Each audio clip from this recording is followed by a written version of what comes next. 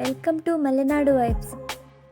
ನಾವಿವತ್ತು ಅಣಬೆ ಸಾರು ಹೇಗೆ ಮಾಡೋದು ಅಂತ ನೋಡೋಣ.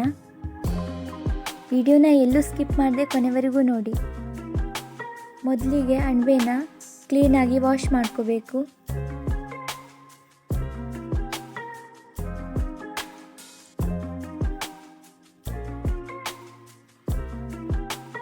ವಾಶ್ ಮಾಡಿಕೊಂಡು ಅದನ್ನು ಸಪ್ರೇಟಾಗಿ ತೆಗೆದಿಟ್ಕೋಬೇಕು.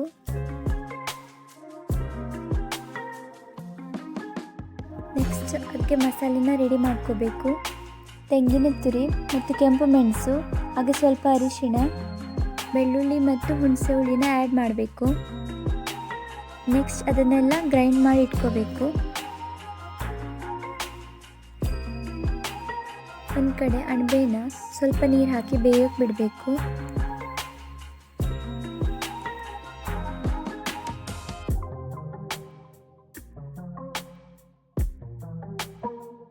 ಅದು ಚೆನ್ನಾಗಿ ಕುದಿಯುವಾಗ ಅದಕ್ಕೆ ಮಸಾಲೆನ ಆ್ಯಡ್ ಮಾಡ್ಕೋಬೇಕು.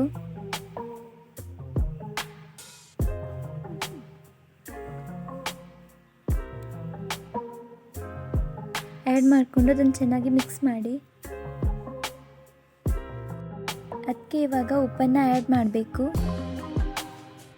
ಈ ರೀತಿಯಲ್ಲಿ ಮಲೆನಾಡು ಸ್ಟೈಲ್ ಅಣಬೆ ಸಾರು ರೆಡಿಯಾಗಿದೆ. ಈ ವಿಡಿಯೋ ನಿಮಗೆ ಇಷ್ಟ ಆಗಿದ್ದರೆ ಲೈಕ್ ಮಾಡಿ, ಶೇರ್ ಮಾಡಿ, ಸಬ್ಸ್ಕ್ರೈಬ್ ಮಾಡಿ.